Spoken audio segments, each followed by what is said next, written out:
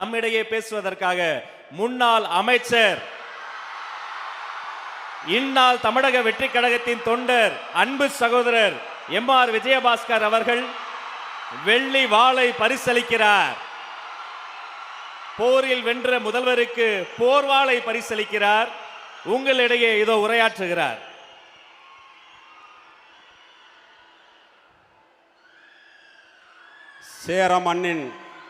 சேர மன்னனின் தலைநகராக விளங்கிய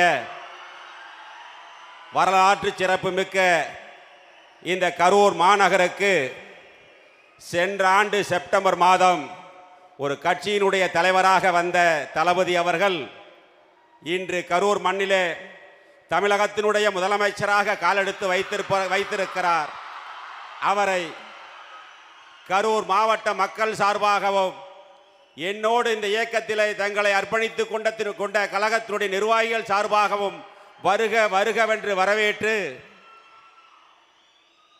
தமிழகத்தில் ஒரு புரட்சியை ஏற்படுத்திய தலைவர் புரட்சி தலைவர் எம்ஜிஆர் 1972 இயக்கம் ஆரம்பித்த பொழுது அரசியல் நோக்கர்கள் சொன்னார்கள், விசில் அடிக்கிறவங்களை வச்சுக்கிட்டு அரசியல் கட்சியை நடத்த முடியுமா என்று கேட்டார்கள். அதற்கு பதில் சொல்லிய தலைவர் புரட்சி தலைவர் எம்ஜிஆர் 1977 ஆட்சிக்கு வந்த பொழுது சொன்னார்கள், அவர்களால் பொறுக்க முடியவில்லை. அவர்கள் சொன்னார்கள், திரையுலகிலே இருந்து வந்தவருக்கு ஆட்சி நடத்த தெரியுமா என்று சொன்னார்கள். ஆனால் அதே புரட்சி தலைவர் எம்ஜிஆர் தான் இருக்கின்ற வரை 3 முறை தமிழகத்தினுடைய முதலமைச்சராக இருந்து சரித்திர சாதனை படைத்து இந்தியாவையே திரும்பி பார்க்க வைத்த தலைவர். அதே போலதான் இப்பொழுது புரட்சி தலைவருடைய அன்பும் மாண்புமிகு புரட்சி தலைவி அம்மாவுடைய வீரமும் ஒன்று சேர்ந்த தலைவராக நம்முடைய புரட்சி தளபதி நம்முடைய தமிழக முதலமைச்சர் அவர்களை தமிழகம் மட்டுமல்ல இந்தியாவே உற்று நோக்கி கொண்டிருக்கிறது. தளபதி அவர்களே, உங்களை காண கரூர் மக்கள் மட்டுமல்ல தமிழக மக்களே தவம் கிடக்கிறார்கள். இங்கே இருக்கின்ற இளைஞர் பட்டாளம் இன்றைய இருக்கின்ற இளைஞர் பட்டாளம் மட்டுமல்ல, இன்னும் வரக்கூடிய இளைஞர் பட்டாளமும் சேர்ந்து வரக்கூடிய இளைஞர் பட்டாளமும் உங்கள் பின்னால் தான். ஒரு சின்ன பையன் என் பேரன் கேட்குறான், இவ்வளோதான் இருக்கிறான்.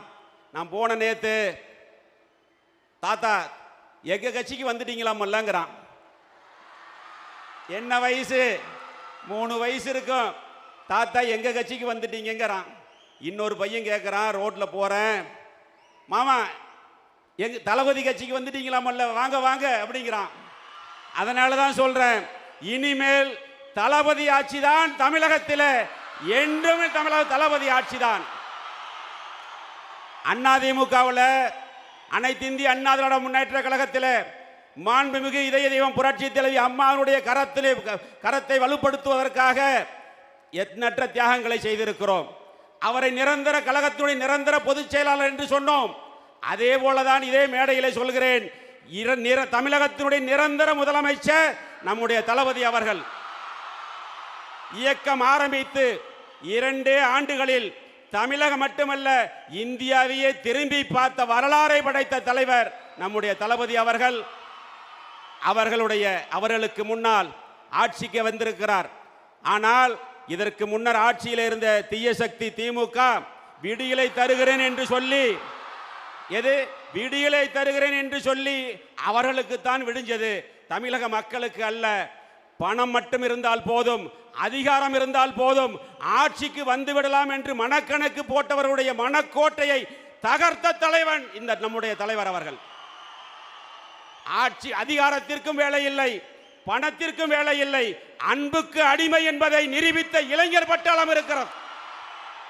நீங்கள் உத்தரவிடுங்கள்.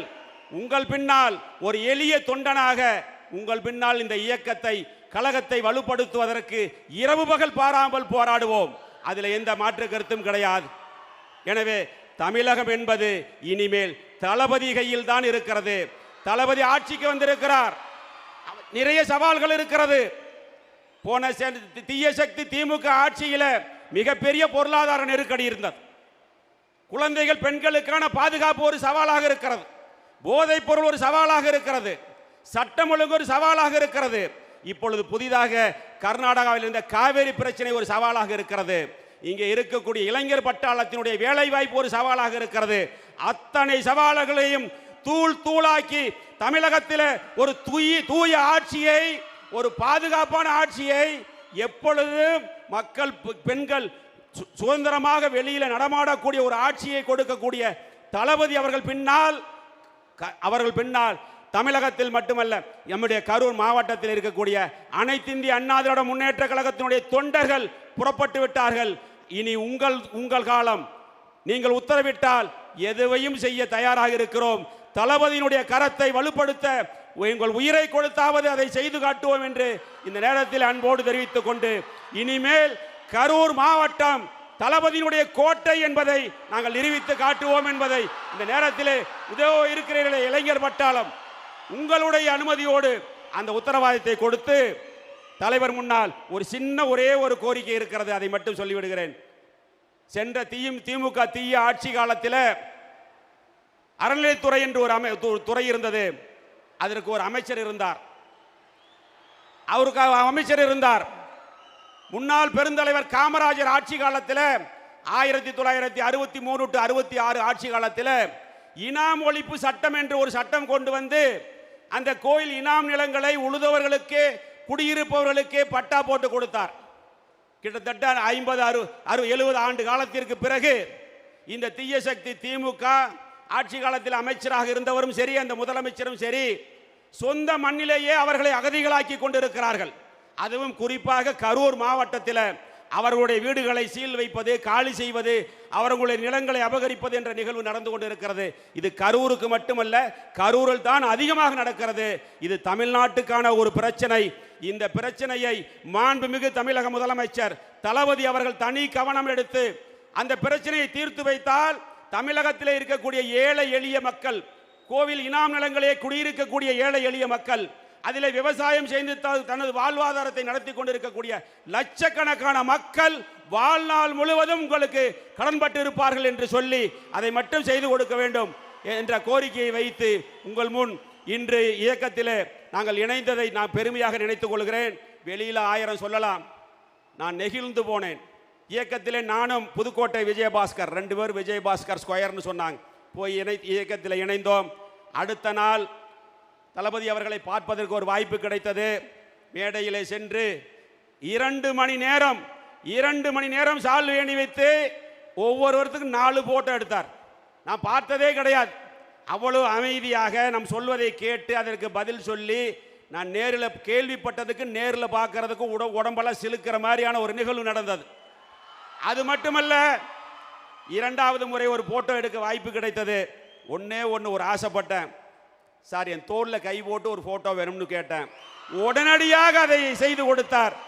உண்மையிலேயே நான் அதை கனவான் நினைவா என்று எண்ணி பார்க்கின்ற அளவிற்கு அவ்வளவு பாசத்தோடும் பரிவோடும் நடந்து கொண்ட தளபதி அவர்கள் பணத்தாலும் அதிகாரத்தாலும் மக்கள் மனதை வெல்ல முடியாது, பாசத்தால் வெல்லலாம் என்பதை நிரூபித்து காட்டிய நம்முடைய தளபதி அவர்களுடைய ஆட்சி சிறக்க வேண்டும்.